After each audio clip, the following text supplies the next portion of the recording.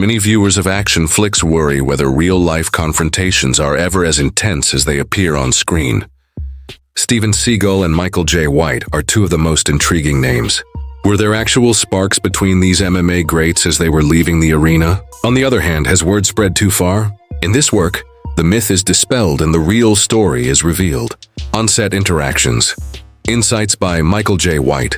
Production issues and the reputations that will shape the legacies of both men will be examined. Was the altercation actually happening, or was it just a figment of the imagination? Come with us as we reveal the truth behind this conflict. Michael J. White and Steven Seagal, who are they? During the 80s and 90s, Steven Seagal became known as one of the most eccentric action actors in Hollywood. Having trained in a traditional martial art, Seagal stood in stark contrast to his contemporaries, who had come from stunt or bodybuilding backgrounds. After coming to Japan to study Aikido, he opened Osaka's first Aikido dojo as an outsider. Instead of relying on powerful punches and spectacular kicks, his approach relied on joint locks, throws, and refocusing an opponent's strength. Because of this, he stood out from other Hollywood actors like Chuck Norris and Jean-Claude Van Damme. His motions appeared smooth and composed on screen, giving the impression that he could effortlessly neutralize attackers. As time went on, this became his signature move and a point of contention among the martial arts community. While some lauded his talent, others doubted its usefulness outside of a controlled environment. A lot of negative press about Seagal's behavior followed his career as well.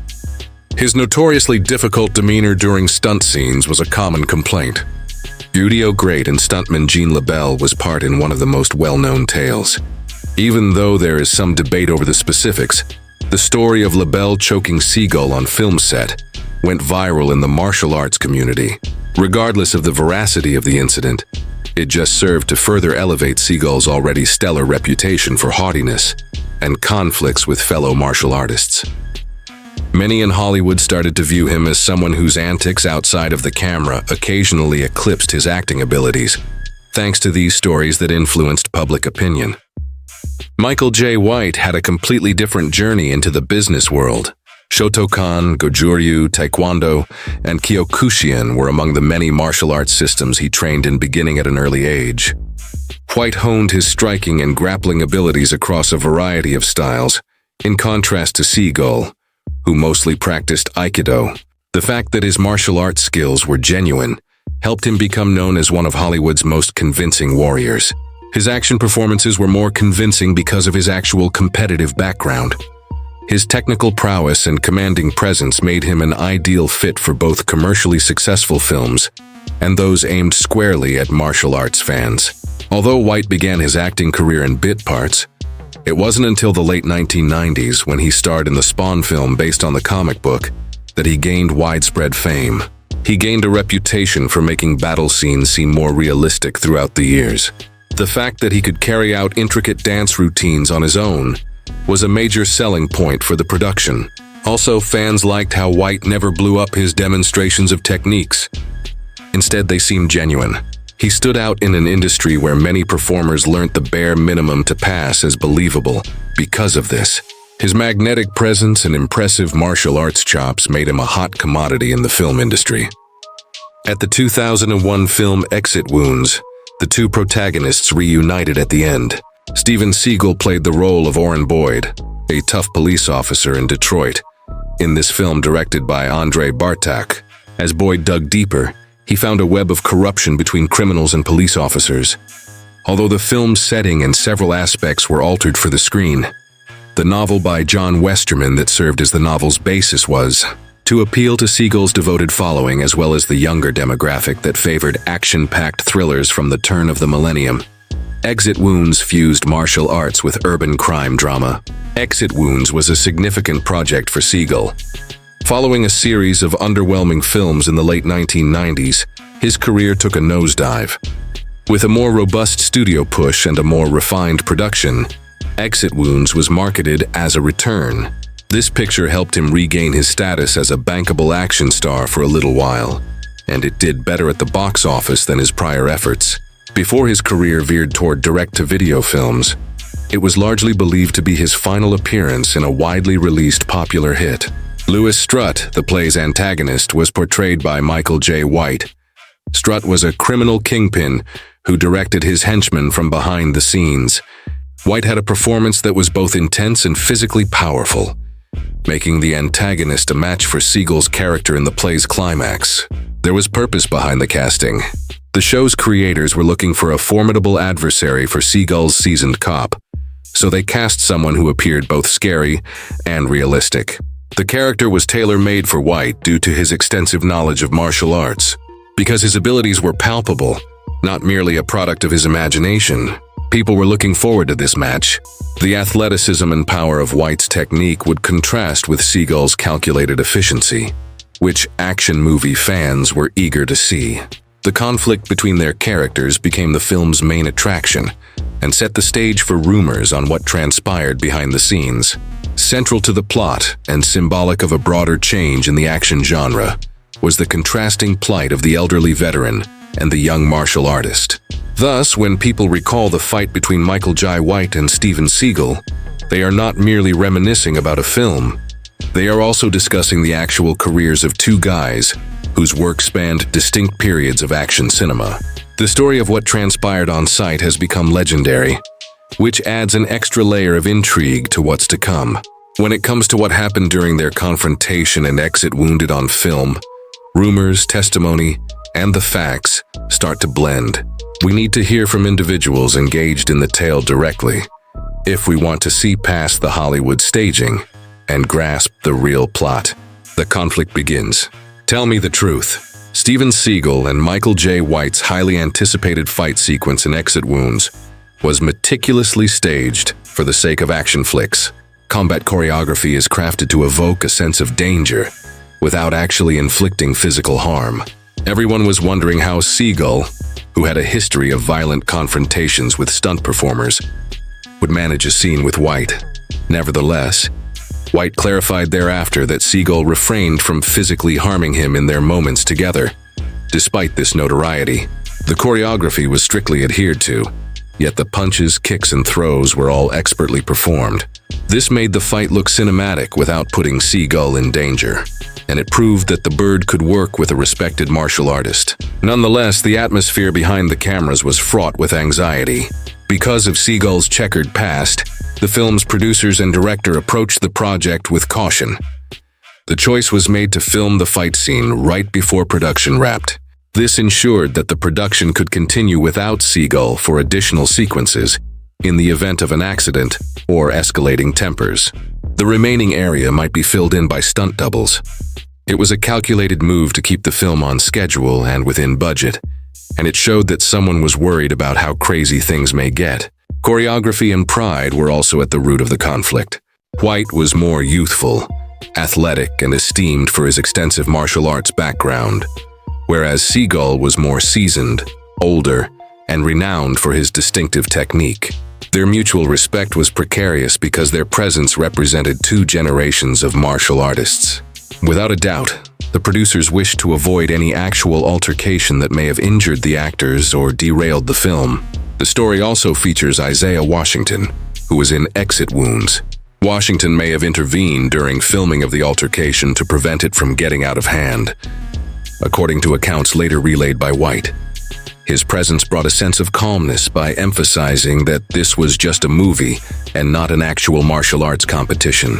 In situations when egos and reputations could cause friction, Washington's participation demonstrates how even co-stars can contribute to preserving peace. The bout between Louis Strutt, White, and Seagal, Oren Boyd, lived up to expectations when viewers witnessed the final cut. Using White's natural speed and agility, the sequence fused Seagal's well-known control and joint locks. It was satisfying for viewers to see two opposing ideologies collide on TV.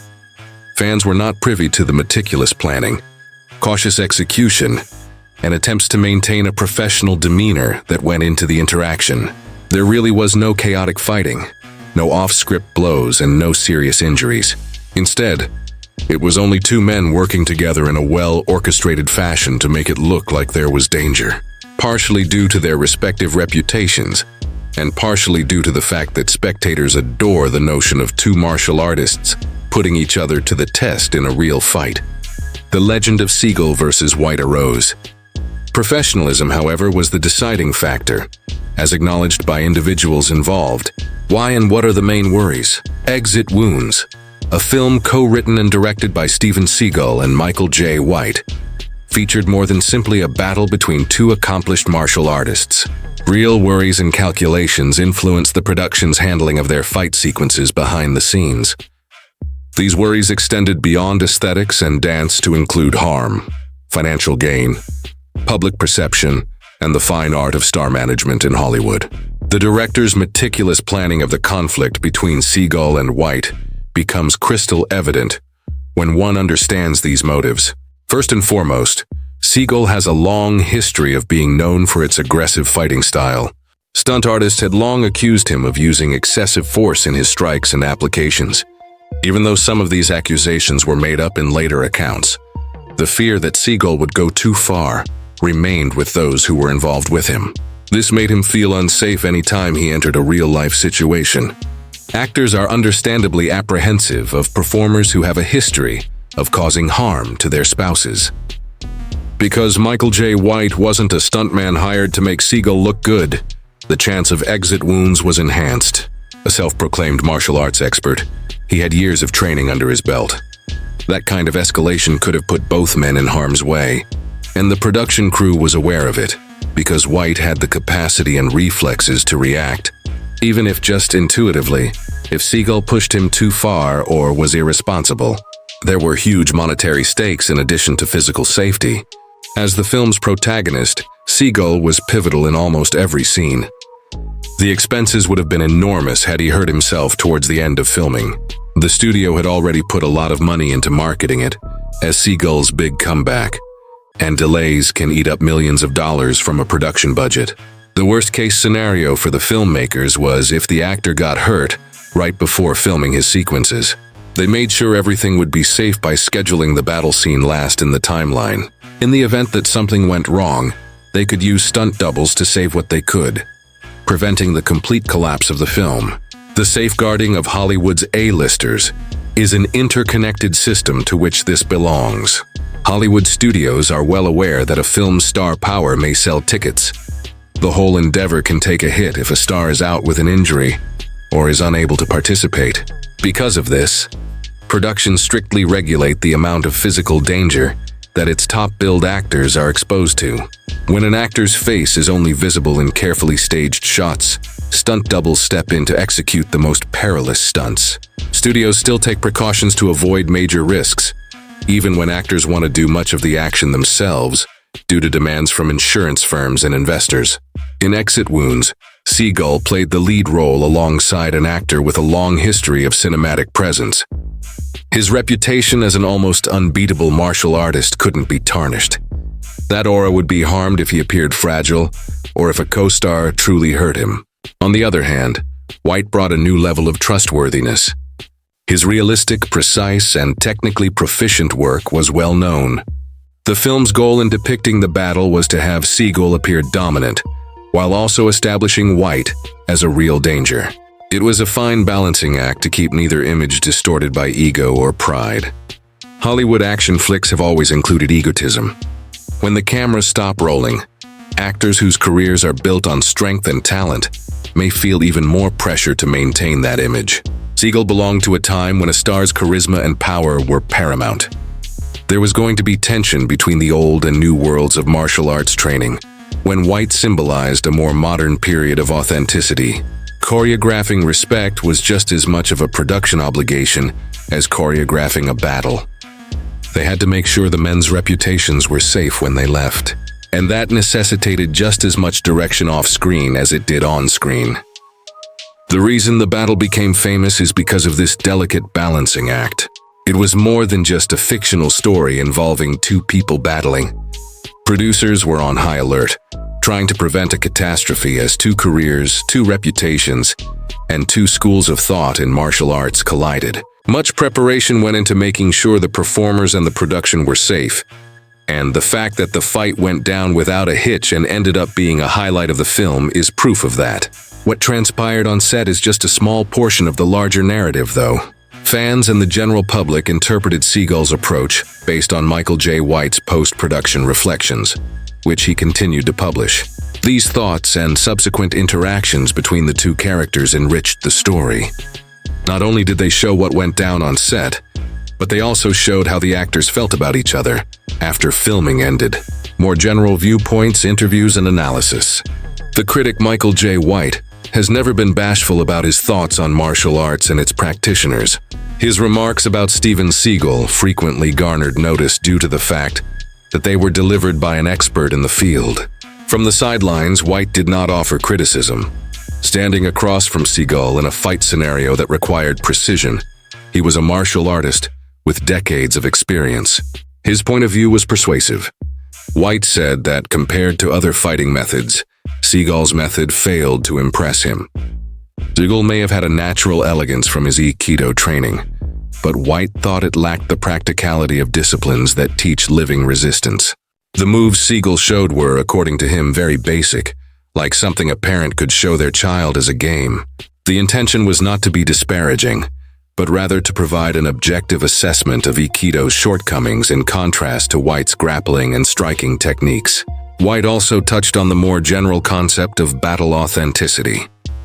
He made the observation that Seagal's approach relied heavily on scripted situations in which the adversary adhered to the rules. He took this as a sign that Seagal would never have to face an actual assailant. Boxers, kickboxers, and MMA practitioners all face the challenge of responding to sudden, unexpected blows. White praised Seagal's realism and implied that the boy was unprepared for the challenge because of his upbringing. His remarks illustrated the chasm that exists between the more demonstrative forms of martial arts and the more combative forms practiced in actual sports or other real-world contexts. Occasionally, White's contemplations even delved into Seagal's character. According to him, Seagal exuded an air of self-importance that was at times overshadowed by his abilities. Real martial arts proficiency, according to White, comes from knowing that you have more to learn. This is why he advocated humility. For White's legion of admirers, these comments mirrored his own pragmatic attitude to fitness and competition. To Seagal's legion of admirers, they were more divisive since they cast doubt on the nigh unshakable reputation of the master musician. In spite of the complaints, White went on to detail an incident from years later when Seagal approached him directly. They happened to cross paths in Thailand. White claims that Seagal sought to allay any lingering tension by offering an apology for any offense caused by previous comments or disputes. After all those years of bickering, this revealed a new side of Seagal, the one who understood the importance of treating each other with dignity. White saw the gesture as significant, since it showed that their relationship could survive the turmoil. A more complete picture of White's perspective on Seagal emerges from the blend of criticism and reconciliation. He was forthright in criticizing Seagal's martial arts strategy for one thing. However, he did agree with Seagal that martial artists with differing ideologies can nevertheless find common ground, and he even accepted Seagal's peace offering. The public's recollection of the Exit Wounds combat was also impacted by these reflections. More than just a planned scene, it became a thread in a discussion about authenticity, ego, and the portrayal of martial arts on screen. Not only did fans start arguing about who looked better on film, but they also started talking about the bigger picture of each man's role in the martial arts world. The fight's lasting impact will depend on both the footage shot in 2001 and the subsequent comments made by the performers regarding the incident. Fans gained a better understanding of Seagal's shortcomings thanks to White's candor, and even a legendary character like Seagal could learn humility through his subsequent apology. This paved the way for a plethora of subsequent interviews, discussions, and commentary, elevating the Seagal against White encounter to a legendary status in the annals of modern action cinema. Steven Seagal and Michael J. White's narrative is about more than just two Hollywood men with backgrounds in martial arts. It sheds light on the process by which urban legends and myths can develop around well-known figures, particularly those whose reputations are outsized. Contrasted with White's reputation as a level-headed, disciplined martial artist who is not afraid to speak his mind, Seagal has always been shrouded in mystery and myth.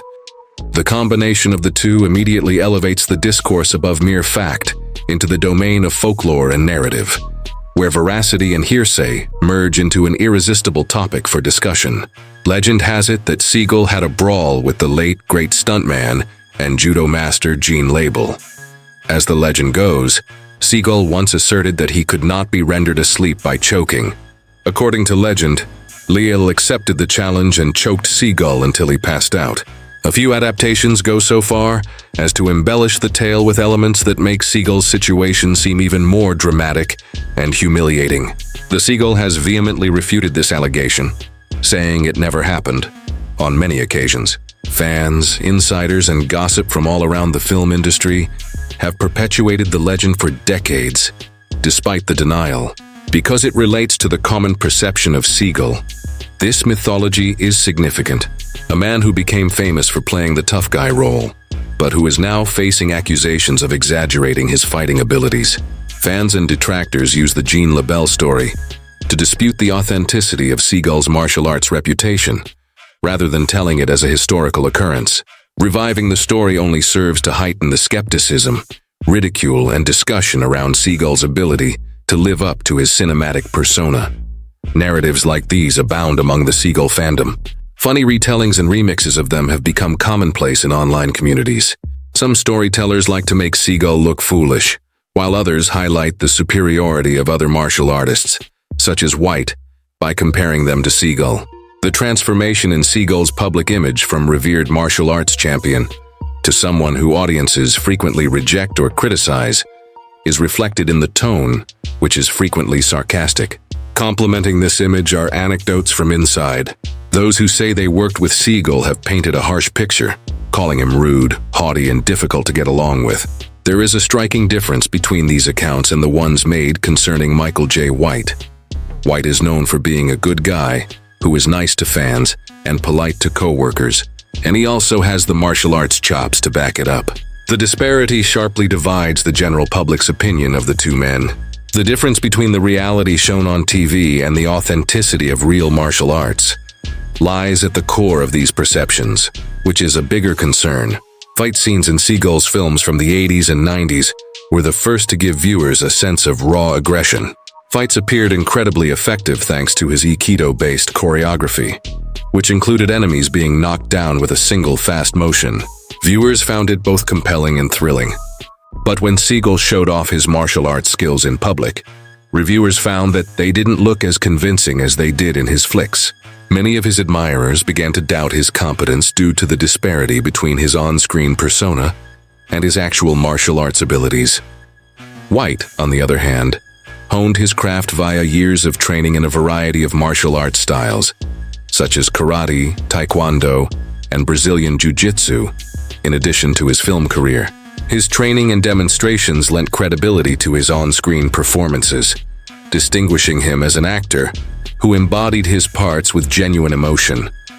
Viewers comparing the two might see the disparity between White's real martial arts training and Seagal's on-screen portrayal even more clearly. Legends surrounding Seagal's alleged actions and the Gene Label choke story have a significant impact on his reputation in the martial arts and cinema industries. They also set the stage for contrasts with White, who stands for the inverse: modesty, competence, and self-control. Even if these tales and myths can't be proven, they nonetheless influence the story and keep the dialogue going. Hollywood stars are more than just actors. They are protagonists in a public drama, and the tales around Seagal serve as a reminder of this. The myths may never have all the answers, but they do show how people utilize stories to either strengthen or weaken their beliefs in heroes. This has put Seagal in a constant state of conflict as he faces off against other martial artists, while simultaneously bearing the burden of the stories that surround him. We have arrived at a pivotal juncture. If Seagal's public image is based on urban legends and myths, what happens when we remove the embellishment and examine the truth about his relationship with Michael J. White? The tale goes from being a rumor to being a reality at this point. Putting together the true narrative. After putting aside all the urban tales, heated speculation, and myths, the task at hand is to determine the truth about the incident involving Michael J. White and Steven Seagal. The reality is significantly less complicated than the exaggerated stories that critics and fans frequently spread. Yet, it is just as crucial. Acquiring knowledge of the verified facts allows us to distinguish between entertainment rumors and the actuality of cinema and interpersonal dynamics. The most important thing to remember is that while they were working together, Seagal never physically attacked White. There has been no proof or trustworthy reports indicating that a violent confrontation actually occurred. Despite the myths and speculation that circulate, what really transpired, though, was a result of meticulous preparation and precautions taken in secret. Because Seagal was such an integral part of the play, there were worries that he would get hurt. A leading actor's injury in the middle of filming may have caused huge issues, such as cost overruns and schedule delays. This is why the production crew took extra precautions to safeguard Seagal and make sure the battle sequences were safe. There was no threat to White's motives from his martial arts training and physical prowess. Real martial arts instruction, however, is fraught with danger. For the sake of continuity, studios would rather manage that risk themselves. This cautious attitude is part of a larger Hollywood history that prioritizes the safety of its stars. In order to keep themselves safe, famous actors frequently use stunt doubles, backup plans, and well-choreographed routines. The reason is not a lack of faith in the actor's abilities, but rather practical and economical constraints. Producers were already wary of Seagal due to his reputation for violent battle scenes, but they were even more concerned about avoiding setbacks. Whether they pertain to Seagal's aggressiveness, arrogance, or beginning of conflict, the unverified rumors surrounding him remain just that, unverified. While they may get people's attention, they can't compete with more genuine tales. The notion that Seagal's previous actions ensured confrontation with White appears to have been mythologized. There is little evidence that Seagal's previous reputation for harshness escalated into physical conflict with White, even if this may have affected expectations. The ease with which one's reputation can inspire exaggerations is what the myths do show. Every rumor about Seagal has greater weight because of his reputation for being a difficult figure. The stories are typically embellished by fans who incorporate them into a broader narrative that aligns with the pre-existing public perception. That is why it is critical to trust credible sources. Anonymous internet stories don't hold a candle to what White has to say when he addresses the issue. Even when he is critical, his thoughts about Seagal are based on his experience. Thus, they are more trustworthy since they reveal the reality. When you get down to the meat of the matter, you have to admit that there was never any major altercation, no trading of blows, and no covert confrontation. What actually transpired was a delicate balancing act between safety, reputation, and egos, all within the intricate setting of film production. In terms of perception and criticism, not of actual physical conflict, the portrayal of Seagal as a tough guy clashed with White's credibility as a martial artist. This is significant because it exemplifies how Hollywood narratives frequently center on popular beliefs rather than actual events. Everyone from fans to critics uses myths for their own amusement, to cast doubt on others' reputations, or to shed light on the discrepancy between how characters act on screen and how they act in real life. Reputations, not fistfights, are at stake in the Seagal and White narrative, as is revealed by a careful examination of verified facts and credible sources. In your opinion, how does Michael J. White's relationship with Steven Seagal stand? In your opinion, will they ever be able to put their differences aside? Leave a comment with your ideas. Please like, subscribe, and enable notifications. Thanks for watching.